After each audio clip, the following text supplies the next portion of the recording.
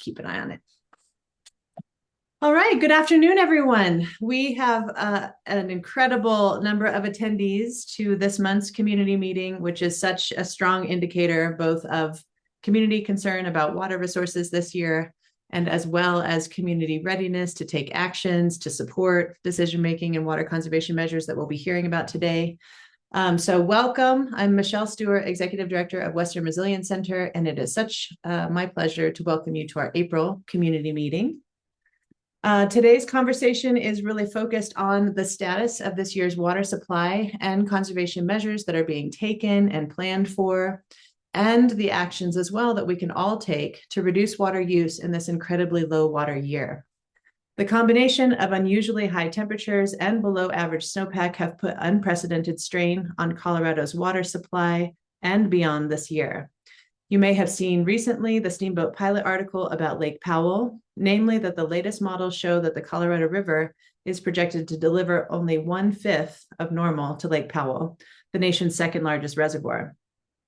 The low water realities we're seeing here in our basin ladder up to unprecedented strains on our national water supply and management.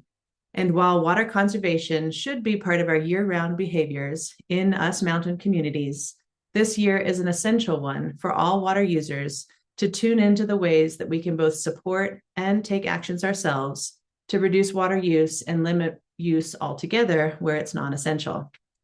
So Western Resilience Center was established as a nonprofit in 2009, and we're guided by the mission to serve as a leader, resource, and catalyst for building a sustainable and resilient Yampa Valley region.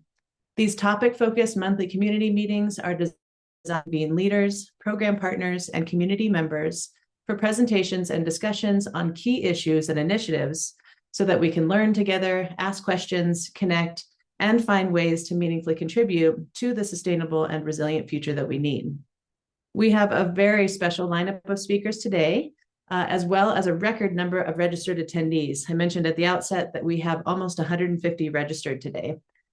Which really, again, reflects how ready the community is to hear about the outlook of water resources for this year, as well as the important readiness to take actions to conserve water. In a moment, I'll transition the floor to Jayla Poppleton, Western Resilience Center's Resilient Water and Watersheds Director, who will be introducing our speakers and moderating the discussion to follow. Before I shift the floor over to Jayla, I'll just briefly mention that today's meeting is being recorded. The recording will be available after the meeting on Western Resilience Center's YouTube channel, and all registered attendees will receive an email with a link to the recording when it's available. Today's meeting will center around our speaker presentations, and we should have time at the end for a Q&A. If you have questions during the discussion, please do post them to the chat. That will probably be, given our numbers, the best way to have your question be asked. And please do post your questions. Even if we don't have time to get to those today, it's always really important to our speakers to hear what's salient to attendees. And where possible, we'll also work to connect our speakers with those that ask the questions to make sure questions get answered. Please do also acknowledge that Western Resilience Center will be monitoring the chat, and we will remove content if needed, but I'm sure that won't be at play today. So when not speaking, please keep your microphone muted. And Jayla, at this time, it's my pleasure to turn the floor over to you. Great. Thanks very much, Michelle. And welcome, everyone. Thank you for joining us today for this timely conversation. It's my pleasure to have the opportunity to facilitate today's discussion. Some of you were with us back in February at our community meeting when Andy Rossi from the Upper Yampa Water Conservancy District joined as our featured presenter, and we discussed kind of a precursor to what we're going to be covering today in looking at our dismal snowpack and its implications for water supply and forecasting. At that point, we had already passed the point of opportunity to see significant recovery in our snowpack, and any amount of recovery that we might have hoped for did not materialize. Instead, we've entered the 2026 water year, which officially kicked off on April 1st, with snowpack at just 21% of median, the lowest on record for the state, and with runoff ahead of schedule and likely already past its peak. According to this week's report from the USDA's Drought Monitor, our basin and most of Northwest Colorado are in what is considered exceptional drought conditions, or the most severe category of drought. So, of course, it's concerning. In mid-March, our governor activated the state's drought task force for the first time since 2020, along with phase two of the state's drought response plan. And similarly, at the end of March, we heard from the city of Steamboat Springs and Mount Werner Water, who declared stage two drought restrictions for our community and indicated that we're likely to reach stage three this year. So drought is something that our water resource managers plan for, and it's an important reason for maintaining reservoir storage and closely managing it, including instituting opportunities to reduce water demands. So today we're going to get to hear from three speakers from regional communities to describe the conditions of our municipal water supplies as they stand today, along with conservation measures that community members should be prepared to take. And first, we'll hear from Julie Baxter, Water Resources Manager for the City of Steamboat Springs, who will be our featured presenter for today's meeting. Julie is responsible for the city's water supply portfolio, as well as for protecting the city's stretch of the Yampa River, which, as we all recognize, is a beloved and critically important resource and community asset. Julie has provided pivotal leadership in implementing the city's 2020 Water Conservation Plan, which was developed in partnership with Mount Werner Water, and which includes a permanent watering schedule, programs to incentivize water-efficient fixtures, leak reduction measures throughout the delivery system, and various tiers of water restrictions as a response to drought. Additionally, water conservation education is an important strategy in the plan for spurring behavior change and adoption of conservation practices. And Western Resilience Center is proud to have partnered for a number of years with the city and with Mount Werner Water on this aspect of the plan. Julie was also instrumental in developing the city's new proposed landscape code amendments, which include restrictions for installation of water-thirsty turf grass in certain contexts, instead prioritizing native plants, and which also include wildfire resiliency code integration. The code amendments are scheduled to be presented to City Council for adoption in May and reflect the importance of moving away from water-intensive landscapes as a permanent water conserving measure. In addition, Julie represents the interests of the city at the Yampa White Green Basin Roundtable, which serves as the collective of diverse water interests working together on long-term water security for our region. We're fortunate to benefit from her leadership on all these issues.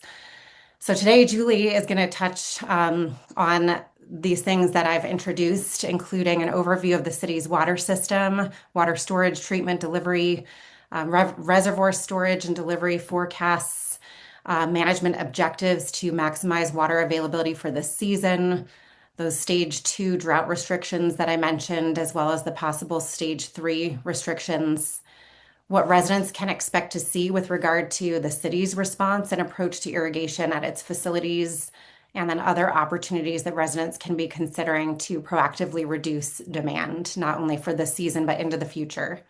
And then following Julie, we'll hear from additional guest presenters, which include Tom Holliday, the Public Works Director for the town of Oak Creek, and Brian Richards, the Public Works Director for the town of Hayden, discussing their service areas and households served, the current status of their water supply, their plans for drought response, and opportunities for residents to conserve.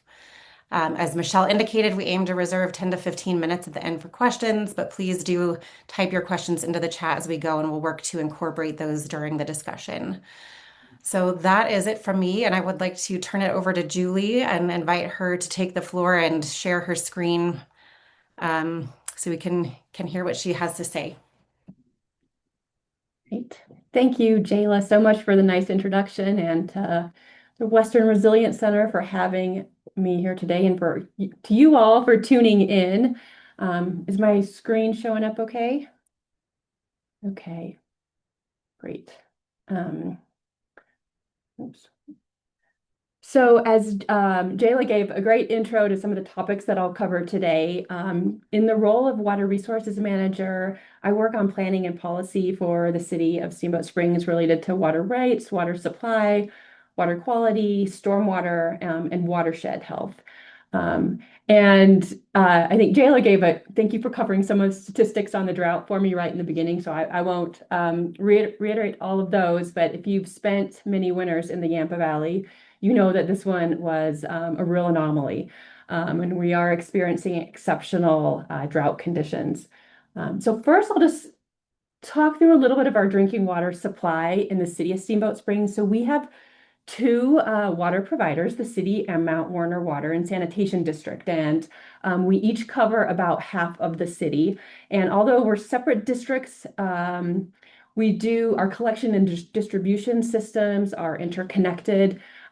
We jointly own two water treatment plants, which Mount Warner Water operates. And then the city owns two small reservoirs, Fish Creek and Long Lake, which Mount Warner Water operates. So we do all of our water supply planning together, our water conservation planning together. It's a very collaborative, close partnership. The majority of the community's treated water comes from the Fish Creek Basin and the Fish Creek Treatment Plant. So this plant can produce 7.5 million gallons per day. That's the capacity. The Yamba Wells one is much smaller. So we mainly we rely on the Fish Creek, but we have that additional redundancy with the Yamba Wells plant.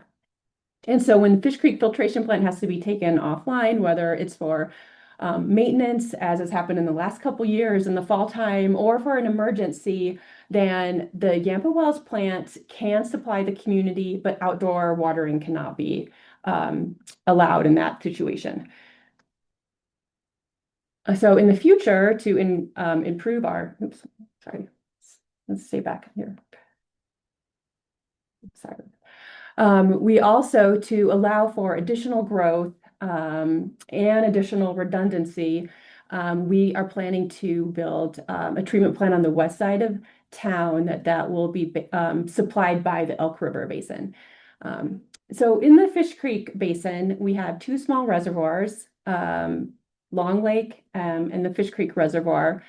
And the Long Lake, our water rights usually, and as well as the wet water, far exceeds our actual storage capacity in Fish Creek and Long Lake. They're very small reservoirs. This year, right now, there's about 24 inches of snow water equivalent at the tower site on Buffalo Pass. There was the same amount last year on June 2nd. So we've had to start filling the reservoir quite a bit earlier than normal. Fish Creek is 60% full, and it will fill this year. But we usually rely on the native flow in Fish Creek during runoff times, and we're able to divert that water and treat that, and that allows us to delay starting to release from the reservoirs in the summer season.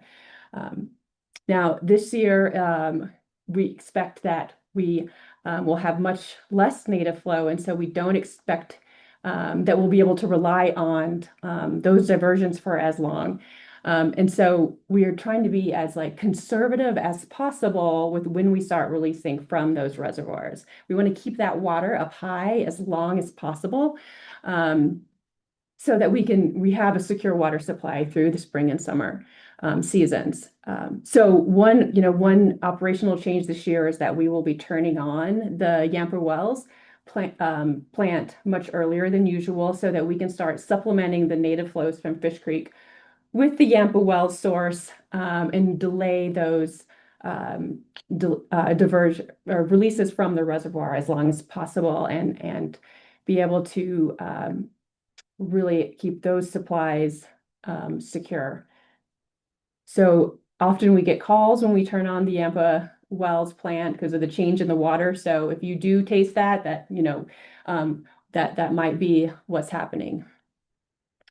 So one of the reasons that we really wanted to get out early on our messaging and the restrictions on drought is because the paradox of drought is that when there is less water available from Mother Nature, then due to the higher temperatures and evapotranspiration and less precipitation means that we actually see an increase in outdoor irrigation water demand. So water demand is much higher than it is in a wet year. So our drought response plan, I'll turn this, there we go, is based on 3 stages. And we've had the same plan in place for a long time. We haven't had to use it often. And I think this is an important year where we'll be able to really look at these restrictions and think about our lessons learned and what to do in the future.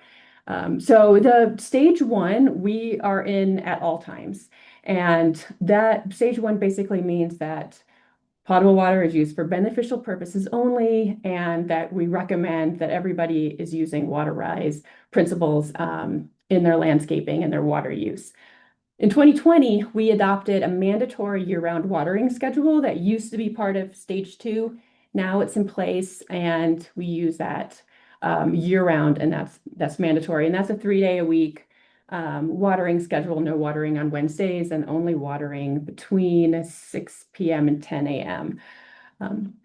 So stage 2 is triggered by specific conditions, and one of those is that on April 1st, the snow water equivalent at the tower is less, the tower site on Buffalo Pass is less than 85%.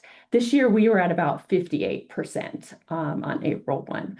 And so stage 2 is focused on reducing outdoor water use of treated water for non-essential needs. So just appearances. So having a shiny car or a spotless deck. Commercial businesses may be exempt from certain restrictions for water use that is essential for their operations. And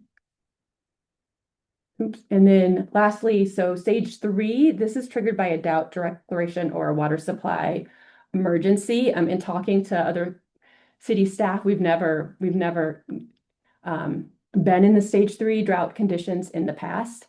Stage 3 means that there would be no lawn irrigation, no special watering permits for new lawns, hand watering only, and drip irrigation for trees, plants, shrubs.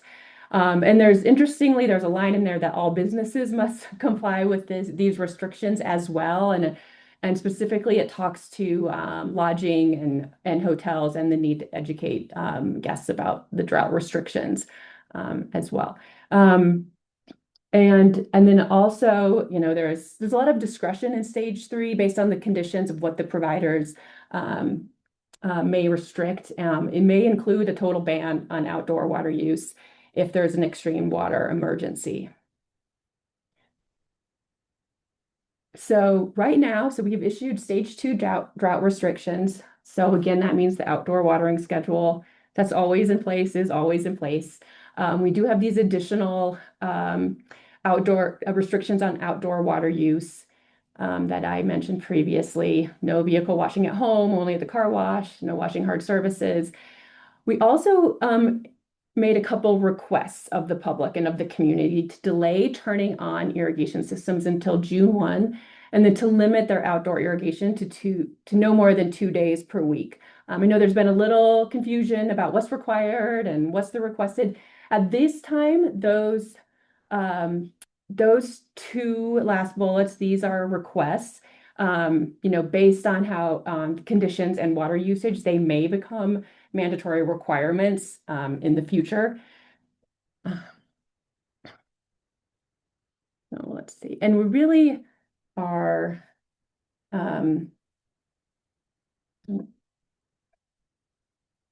targeting the outdoor water use because this is where the residents can really help make the biggest impact on water saving. So outdoor water use accounts for about a third of our water use in Steamboat annually, but that third is really occurs in the summer months, in a few months. And so you can see if you look in this graph where the light blue is the additional water use. So if we were to spike that in April and May, you can see it really changes our overall water use and our water demand for the year. So that's part of our request to please wait to turn on your irrigation systems. Your grass can stay dormant and it's brown. It will not die. It can be, you can start irrigating efficiently in June. So outdoor water use also, we really target because it is 80% consumptive. So that means that most of the water evaporates or is absorbed by plants and does not return to local rivers or groundwater right away. Unlike, a lot of indoor water use, it goes into the sanitary sewer system, it goes to the water treatment plant, it's treated and it's released back to the river. But outdoor water use is mainly consumptive. And the EPA estimates that 50% of outdoor water use is lost to runoff, overspray, or inefficient irrigation systems. So this is why we really focus our efforts here on these drought restrictions on our outdoor water use. So city, these stage 2 restrictions are going to hit the city and our facilities and our parks as well. And so the Parks and Rec Department has developed a water management action plan for this year where their goals are to maximize efficiency, but also and then long-term resilience. And so they have prioritized our irrigation needs by site type and developed a system-wide water budget goal of a reduction of 15 to 20% this year. So the tier 1,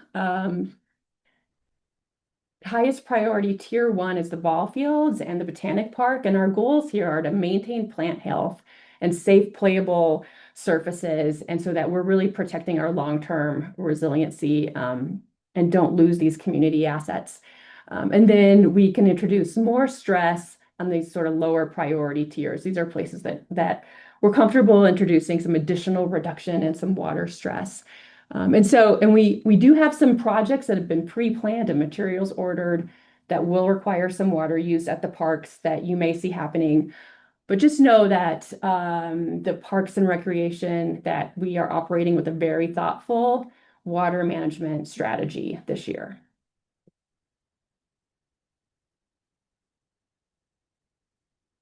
And overall, I just wanted to talk about a few other aspects of our water conservation program. And the city has really worked over the last few years to grow our water conservation program and activities. Last year, we introduced a rebate program for outdoor efficient irrigation systems. That's in place for, there's rebates available for residential and multifamily and commercial. Our Parks and Rec Department has been working on a multi-year strategy of overhauling all of the central master irrigation control system, as well as working through the irrigation components within each parks. And Haymaker as well has a long-term multi-year efficient irrigation system strategy as well. We've been working with the Western Resilience Center, with Jayla and Sally, and Michelle over the last several years on an education and outreach program. And this includes the Resource Central Garden in a Box program that was started last year.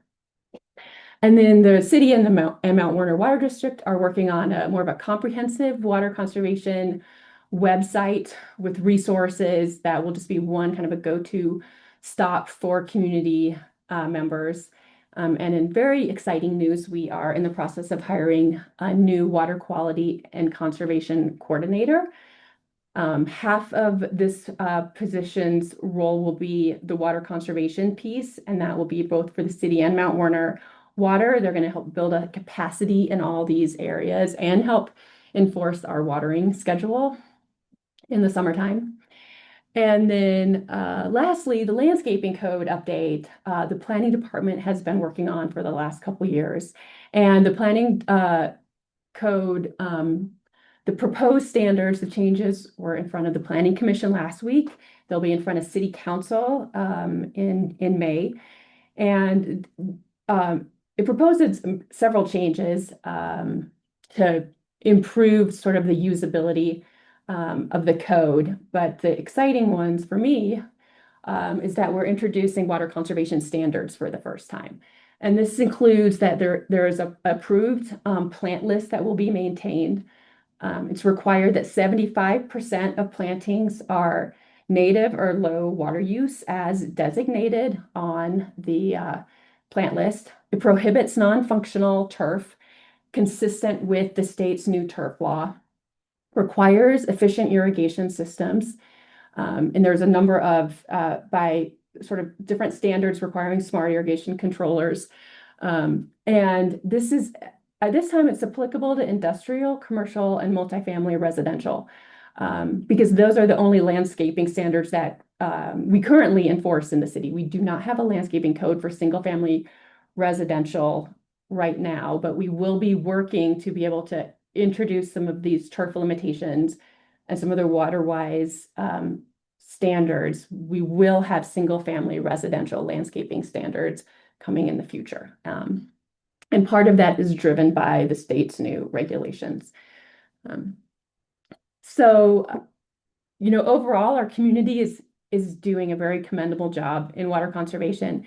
Since the early 2000s, we have generally decreased our water demand despite a growing population. So, and we can attribute that to increasing conservation and efficiency in water use. This year, saving water early in the season is especially important because it allows our two utilities to delay releasing water from Fish Creek Reservoir, preserving those supplies for later in the year. And so I think we all just need to adjust our expectations this year and just in general, overall, in the long term for what our landscape environment looks like. You're going to expect brown grass this year. The great American green lawn has never been a great fit for our arid Mountain West environment and our variable water supply. So I think one of the silver linings to this drought emergency is that it could bring about some real meaningful shift to more efficient water use, outdoor water use, and more native, colorful, pollinator-friendly landscapes.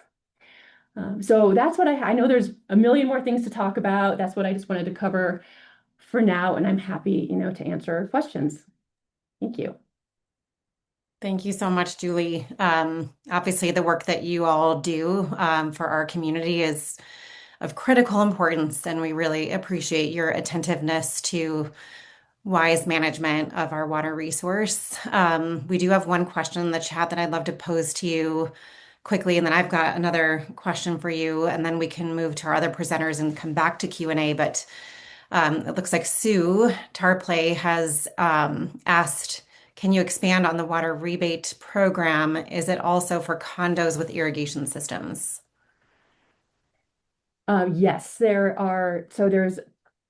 kind of two separate sets of rebates. One's for single family residential, and then the other will be for multifamily residential. That includes condos. For the multifamily and commercial, you do need to have a landscaper do an irrigation audit on your system and then recommend what the proposed improvements are. But we do offer a rebate for an audit or an assessment. And then there's additional rebates for like the type of heads for smart irrigation controllers and other components of the system. And so you can get on the city's website and look for that rebate program. And then you have to submit after you've already purchased and installed the items, and then you'll be reimbursed.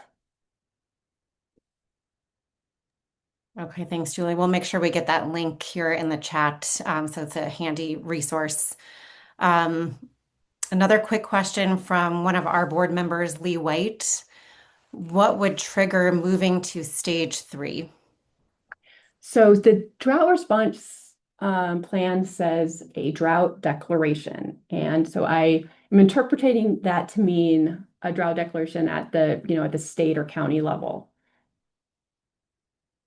Or it could be I guess the other thing is like if there's some sort of a local water supply emergency. And then a question I wanted to pose, Julie, was if you could just expand a little bit more just on the definitions or distinctions between functional and non-functional turf, that's being handed down from the state and then incorporated here in those codes and policies locally. And just anything you would want to add around some of the disadvantages of having too much turf incorporated in the local landscape. Yeah, so our definition in the local code is based on the state regulations, but functional turf can be like turf for ball fields or sports fields is like the easiest example. It can be in like a park where it's a picnic area. Non-functional, kind of our best example is what's called the hell strip, which is between the street and the sidewalk, where you see that grassy green area that no one is using. So we were already starting down that path of turf limitations and had already drafted a start to the standards when the state regulation was passed. And so that just kind of made it a no-brainer. Oh, I see here. Thank you, Julie. We've got one last question here I'll take, and then we'll hold further questions while we go to our next presenter, and then we'll come back. But from Erin Light, she says, sorry if I missed this, but has Fish Creek Reservoir already filled? And if not, do you predict it will? Yeah, it has not filled. It's 60% full. And it will definitely fill this year. Yes, we expect. So right now, I think there's 24, what did I say, 24 inches of snow water equivalent. Um, and that's what it takes to fill it from zero, basically. And it's 60% full. So we do expect that it will fill. Okay. Great. That's promising. Thank you, Julie. Right. Well, I would like to invite Brian Richards from the town of Hayden to share next some of the insights and perspective from the town of Hayden, how water forecasts are looking for you all, a little bit about your water system, and any water conservation measures or restrictions that you may be putting in place this season. So we'll turn it over to Brian. Hi, everybody. Can everybody see my screen here? Um, Brian, anyways, that's not showing up yet, but let us work on that for a second. okay. It shows it's sharing on my side, so I don't know.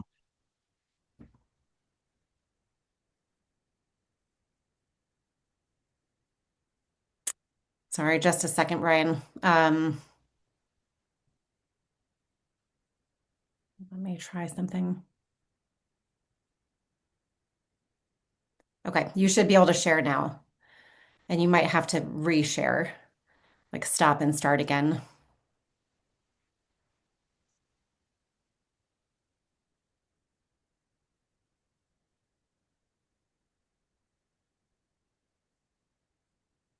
How's that look? I'm just seeing a gray screen. I don't know, Michelle, what do you see? Brian, if you're working on two monitors, that might be the issue, but we're seeing the back, like it looks like the blank screen with some of your apps at the base of it, but we're not seeing your presentation. So you might have to select presentation window when you share. That might be it. Yeah. I'll uh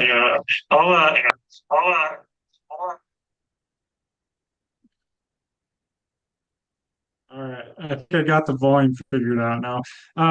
What I think I'm gonna do is attempt it one more time. I did have multiple screens open, and I'm sure that's a problem. So give me Okay. 10 more Yeah, seconds sometimes here. that We're can be the 5 issue. years And then feel into free all to this email us the presentation too, if that's helpful, and technology, we can pull it. Oh, yeah, and we've got it.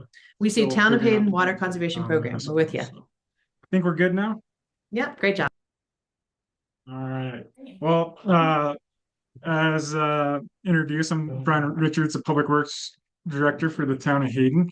And so far, yeah, I think everybody's covered the water situation, the snowpack, the capacity. I'm going to focus a little bit more on the quality of the water and speak to that a little bit, and then get into the town of Hayden's conservation plans. So the town of Hayden, we're just like a lot of the mountain communities around here. We have limited stored resources, and honestly, we've relied on our snowpack for so many years to be our reservoir, and that reservoir is just not there this year. So this year specifically, we're really paying close at our lease storage on Stagecoach and Yamcolo Reservoir. The town, in my knowledge, has never called for that water. We've always just kept it in storage every year. We've always had enough water just free flowing down the river, and it's never been an issue. And the plan this year is to maintain that, and hopefully we can weather the storm. We don't want to deplete our reservoirs any more than we have to, in case we have a multiple year event here. So we're really being cognizant of trying to keep that water in Stagecoach and Yamcolo as much as possible, um, and hopefully hold out through the year. Obviously, unlike most communities, like Steamboat talked about, they have multiple treatment plants. We just have one plant, and it's surface water off the Yampa River, and so it's really important to us. Um, the river is our lifeline. We don't have another option here. So obviously, responsible stewardship is necessary for long-term security, and we're really possibly, it's April, the first year of this. We don't know what the future is going to hold, and so we're trying to be responsible as possible as we enter this phase. Some things that uh, I'd like to point out. I mean, we Julie and Jayla both talked about how we're probably already to high water, and maybe you've already surpassed it. And one of the things for us that is really concerning with that is uh, typically when we get the high water, it gets all that uh, organic matter, and we get a good flush out of the river. And we're not seeing that this year. And so we're really monitoring that closely. And without that natural flush, though, we're already seeing some algae on the edges of some of our smaller creeks, like Dry Creek, already has algae in it, and smaller ponds too, which is really concerning to us because that algae growth, as we all know, when the water warms up, the drought gets worse. It really is ideal conditions for algae growth, and that even is in the higher mountain reservoirs as well as as that water travels down the river, the warmer it gets, and the obviously the algae grows more and more. So with that, those algae blooms create the total a pretty big increase in total organic carbon, and really that's probably the algae taste, what Julie was talking about earlier when they switched to the river. I mean, that's exactly what that is. You're tasting algae from the river. It tastes fishy. You can smell a little bit. And so we do from a treatment perspective, the taste of it can be managed okay. There's technology out there that is relatively inexpensive that can help with the taste of the water. So that is on our minds for sure. But obviously, we're facing a reduction in the amount of water, but also uh, the water quality, and both of them are equally important. So the reason that total organic carbon is uh, a problem for water plants in general is because hidden water plant, as well as a lot of other water plants, use chlorine-based disinfection. So when the water that has a lot of total organic carbon gets through the plant after filtration and treatment and all that, there's still a small amount of total organic carbon in there. And when the chlorine reacts with that, it makes harmful, it can make harmful chemicals, which are called disinfection byproducts, which all water systems across the U.S. Have to monitor this yearly, and it is a big deal for us. But exceeding those threshold, uh, it really is they're carcinogenic, and long-term exposure to them can be harmful. So we're really paying really close attention to that. Obviously, we're looking at the capacity too, but really want to make sure people are staying healthy and have quality water to drink. So the current water conservation program and this has been in place very similar to the city of Steamboat Springs, June 1st through October 31st annually. And our watering hours have been a little bit different, 5 p.m. to 8 a.m. And then basically, if you're even numbered, you're Monday, Thursday, Saturday, odd numbers, Tuesday, Friday, and Sunday with no irrigation on Wednesday. So we're still in stage one, mandatory year round. And some things that we just ask people, whether you live in Hayden or anywhere else, to think about is follow those scheduling watering times. Obviously, if you water in the middle of the day, we're getting more evaporation. If you water at night, it's going to be less.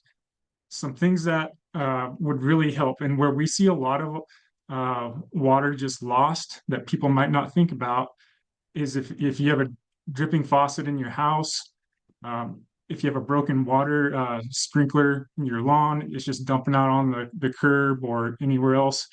And then really broken toilets are one of the biggest things that we see tens of thousands of gallons sometimes go through toilets, and people will call us at the end of the month and go, my water bill is super high. And a lot of times it comes down to a leaking toilet. So it might not seem like a lot of water is going through there. It might seem like it's just got a little hiss to it. But if you're hearing that in your toilets, get that fixed because it really is a major drag on the water supply.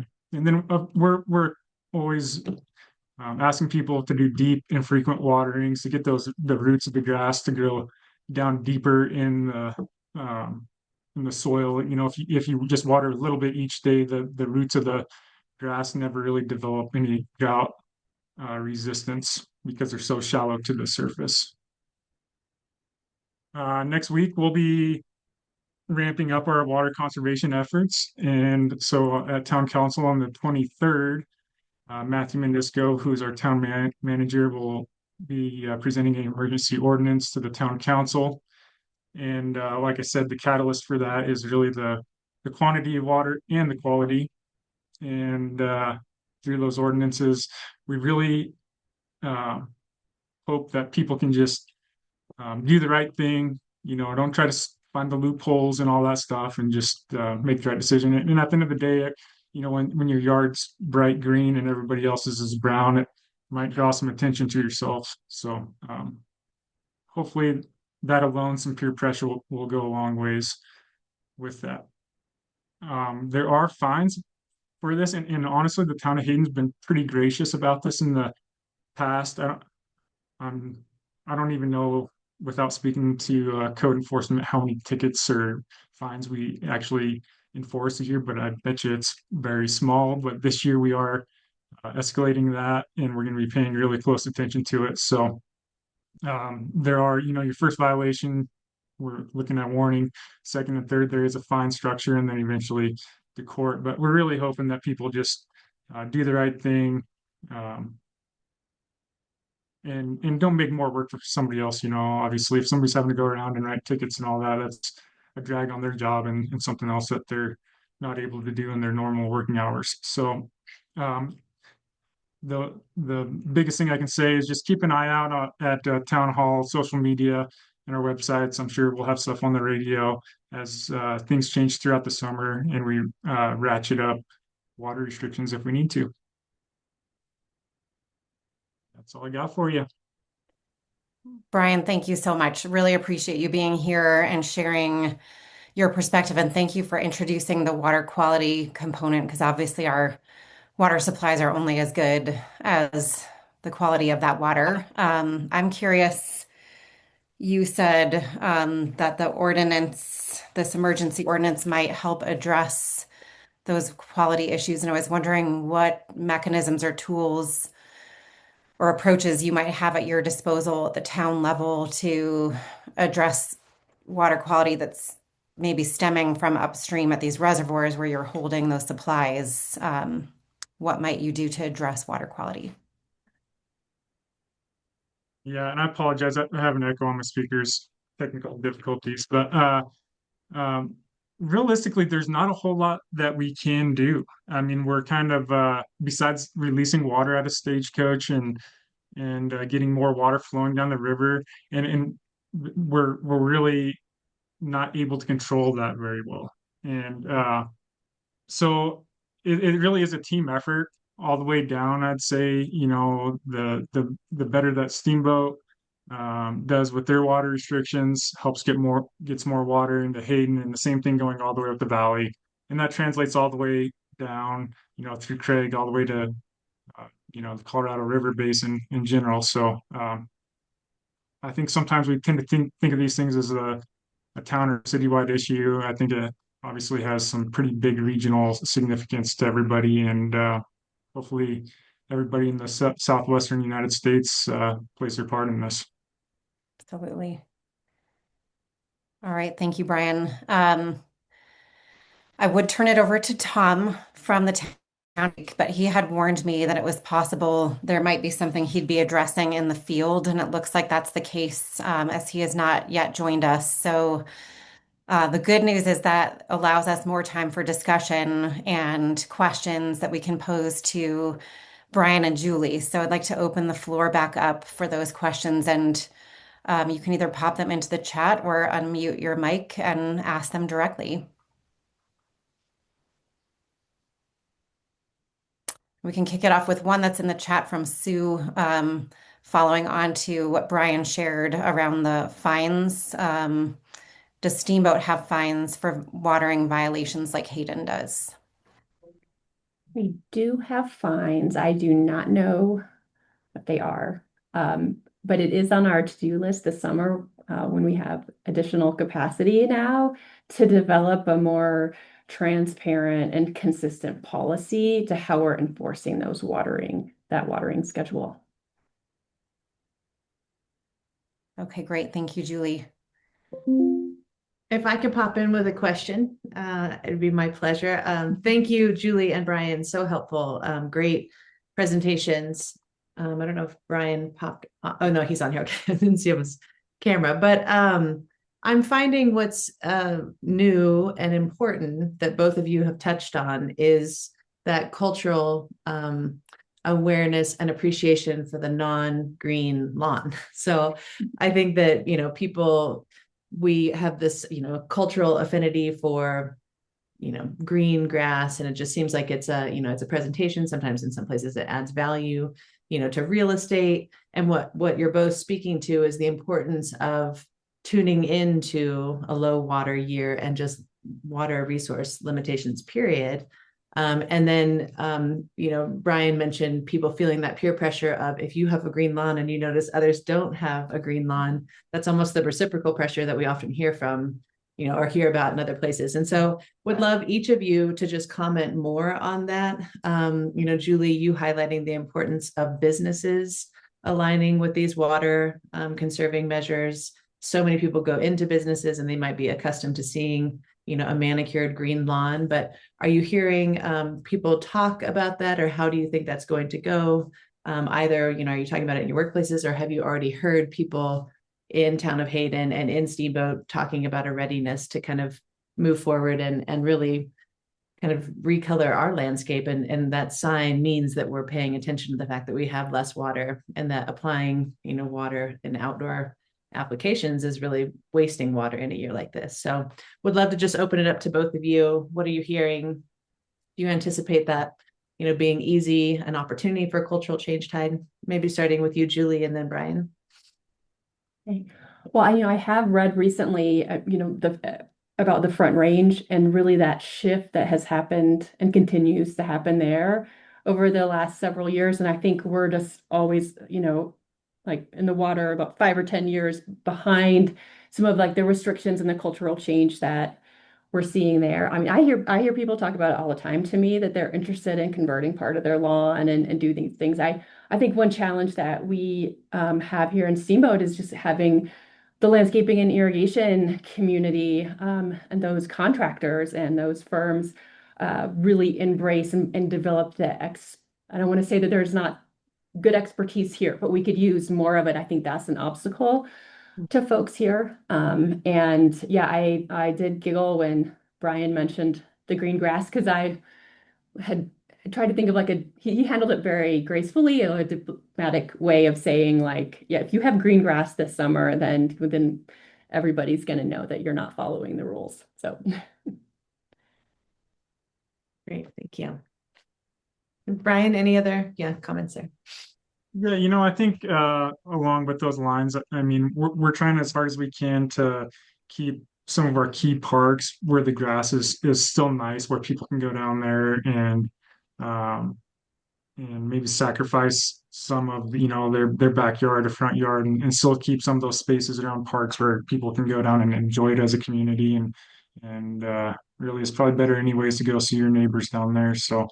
Um, so yeah, I think as far as that goes, I do think that we do lack a lot of some of the xeriscaping and things like that up here. It's definitely going to be a little bit of a shift for everybody, but we are starting to see it a little bit more. I'd say starting to creep in through the last couple of years, and I think this will probably be a big push from here on out.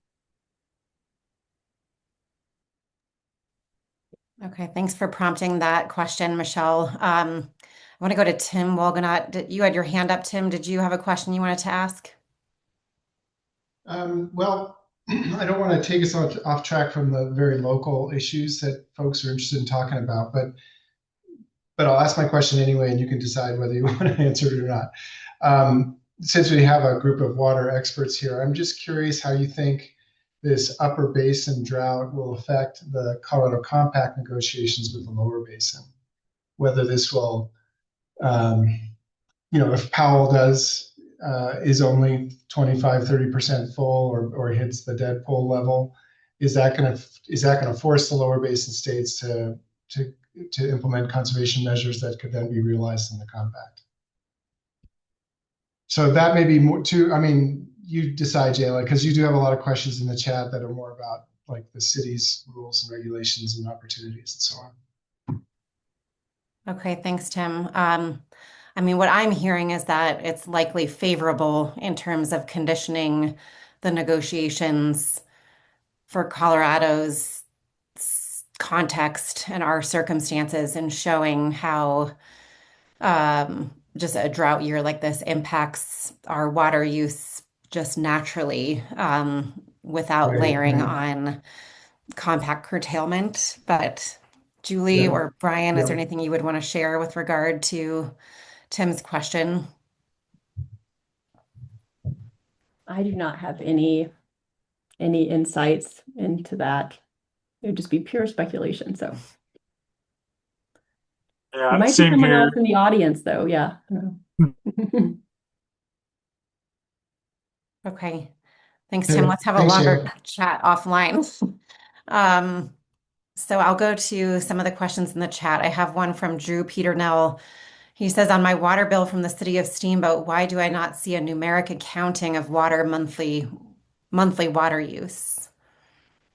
I don't know. I am not involved in the billing procedures at all. So I could get an answer to that. Okay, yeah, that could be interesting to explore if Mhm. that's a Yeah. tool for communicating to the consumer. Yeah, Drew, is there anything you wanted to add there? customer feedback. I mean, that loop is great for creating behavior change. So we can look into it. Drew, sorry, we can't hear you. I think you're muted or your audio isn't working.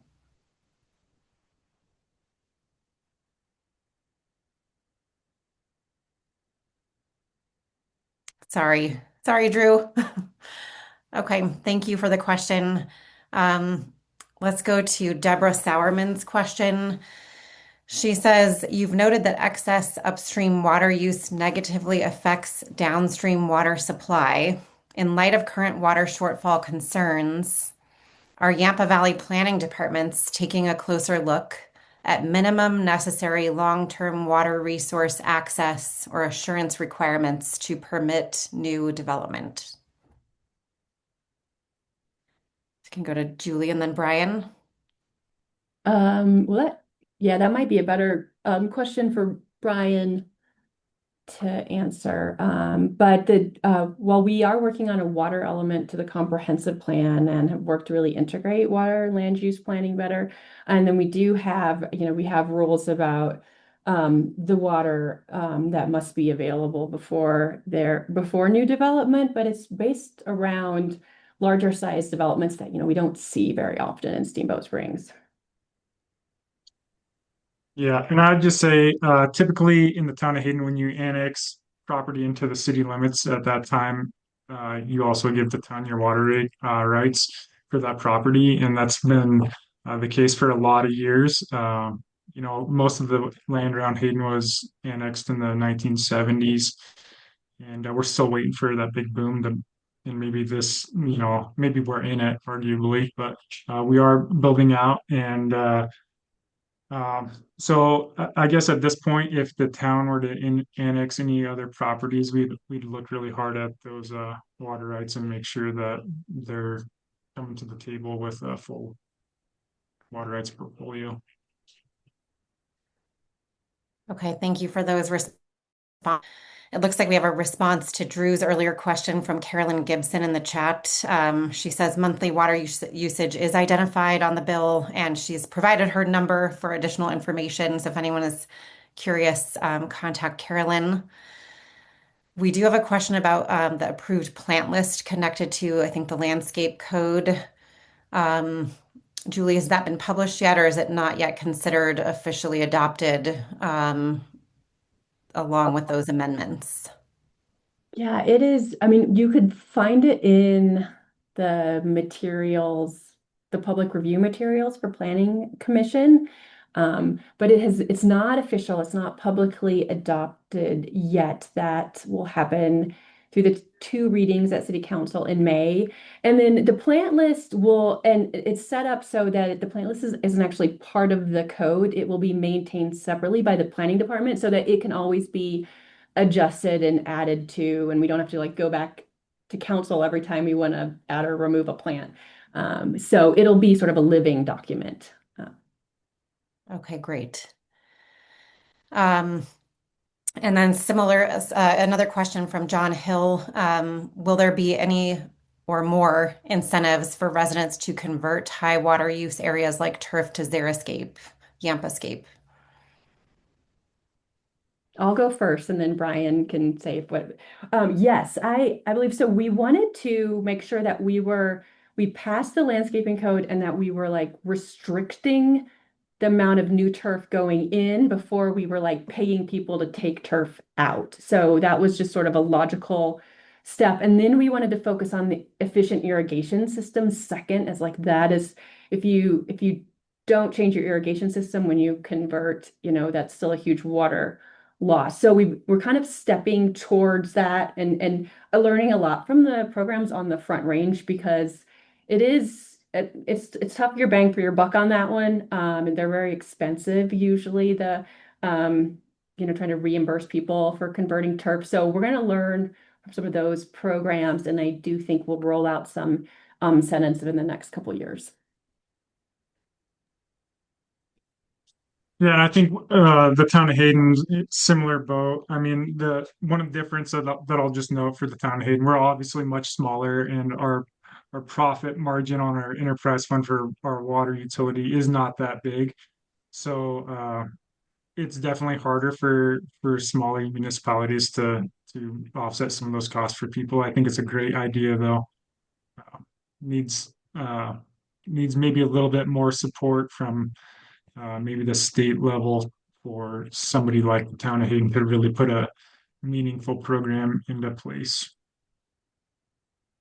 Okay, thank you, Brian. Thanks, Julie. I think maybe we can cap this off with a question about Stagecoach Mountain Ranch coming from Max Schaller, who has asked to whether either of you or both of you could speak to how the proposed Stagecoach Mountain Ranch development will affect reservoir.